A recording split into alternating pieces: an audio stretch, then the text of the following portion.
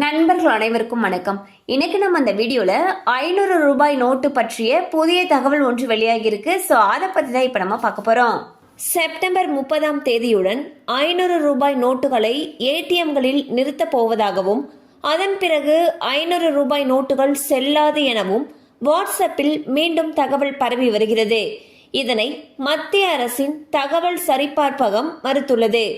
500 ரூபாய் நோட்டுகள் ரத்து தொடர்பாக ஆர்பிஐ எந்த அறிவிப்பையும் வெளியிடவில்லை எனவும் 100 ரூபாய் மற்றும் 200 ரூபாய் நோட்டுகளின் புழக்கத்தை அதிகரிக்கவே அறிவுறுத்தப்பட்டிருப்பதாகவும் விளக்கம் அளிக்கப்பட்டுள்ளது.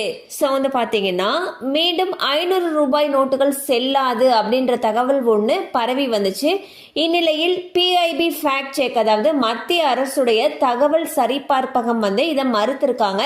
500 ரூபாய் நோட்டுகள் எப்பயும் போல செல்லும்னு சொல்லியிருக்காங்க.